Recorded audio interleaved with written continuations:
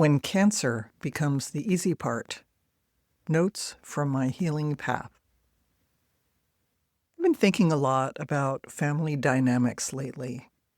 You know how if there are two kids in a family and one of them has a disability or is ill or troubled or addicted or for some other reason draws the primary focus of the parents, the second kid is frequently cast in the role of the good kid who can take care of herself?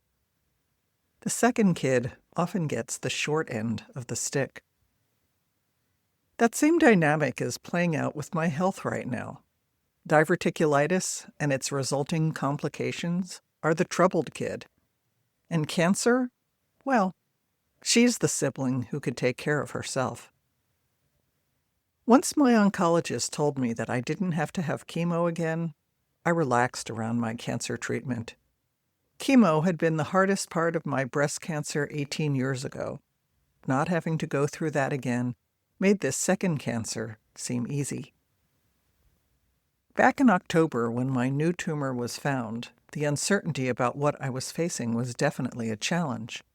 I didn't know what I was dealing with, what I was up against. But in the last couple of months, I started getting answers. All those tests I took produced results. My biopsy results came in. After surgery, my doctors were able to more fully analyze the characteristics of the tumor.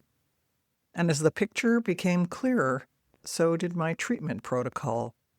9 days in a row of radiation, starting in the middle of February, designed to prevent a local recurrence in my left breast, followed by 5 years of endocrine therapy, a daily pill that would deprive cancer cells of the hormone needed to grow.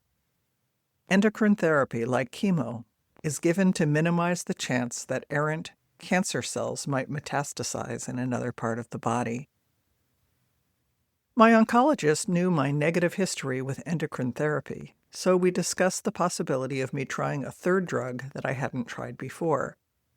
Tamoxifen and Arimidex had given me terrible joint pain, hot flashes, brain fog, and neuropathy in my feet.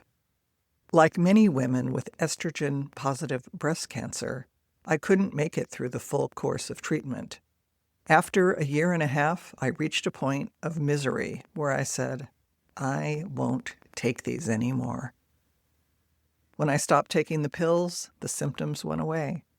And then I had 18 cancer-free years. I have never regretted that decision. This time, my oncologist says my chances of a recurrence will be cut in half, from 20% to 10% if I take these drugs. So I'm willing to try them again. But I don't have to worry about that right now. It won't happen for a while. 7 weeks past my lumpectomy, I am mostly healed from surgery. I could lift things again. My left arm has good mobility. I'm getting stronger. My core chi is slowly returning. Just this past week, I started walking again. In the months to come, I look forward to regaining my strength and extending my walks into hikes, preparing for next fall's pilgrimage on the Camino de Santiago. I'm delighted to be getting out in nature, planting my feet on the earth again. It's always one of my happy places. Right now, a 9-day course of radiation is in front of me. I don't say looming in front of me because I feel relaxed about it.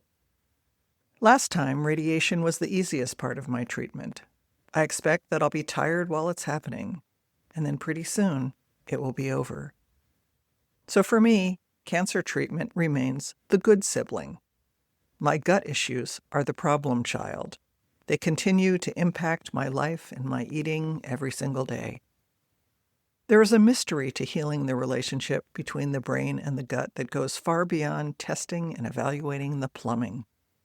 Many people struggle with gut problems that have no clear cause or remedy, according to Western medicine. I'm starting to accept the fact that this part of my healing path will require a much longer journey. Feeling the way I do about this cancer, however, doesn't stop me from playing the cancer card. In fact, I did it 20 minutes ago. For the past couple of weeks, I've been getting these increasingly urgent emails from a company that handles my PCI compliance, making sure that the way I accept money on my website is secure in order to protect people's financial transactions. I have to go through the same process of certification every year, and it's always a drag. I never quite understand the information I'm supposed to provide or where to find it. It's one of those dreaded tasks that keeps dropping off the bottom of my list until I fail to meet the deadline. This morning, the third reminder came into my inbox. As you can imagine, with everything I'm dealing with, this was pretty much the last thing I wanted to respond to. But I put my big girl pants on, sat up in bed, pulled up the email, called the phone number, got one of their agents on the phone, and I said, "Hi, I got a notice from you about my PCI compliance. I have cancer, and I have very little energy for things like this, so I'm really hoping you could help me take care of this on the phone right now, so there won't be anything else I have to do about it." The customer service representative was very gracious. She pulled up my account and asked, "Are you doing everything the same way you were last year?" "Yes," I said. "Fine," she said. "You're good till next year." "Thank you so much for helping me. I really appreciate it. Have a wonderful rest of your day." That's the cancer card. And remember, every time you click the heart, leave a comment, or share a post, you're making it easier for new readers to discover the writer's journey. And I want to invite you to join me next September for a creative pilgrimage on the Camino de Santiago. This famous pilgrimage trail, UNESCO World Heritage Site, has attracted people from all over the world for more than 1,000 years.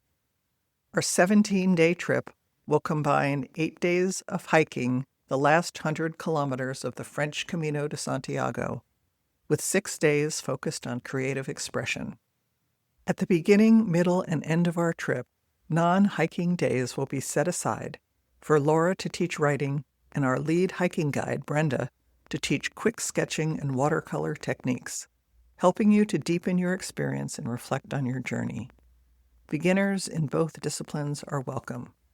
After 17 days in Spain, immersed in beauty and an intimate traveling community, you'll return home with a personal journal documenting your journey.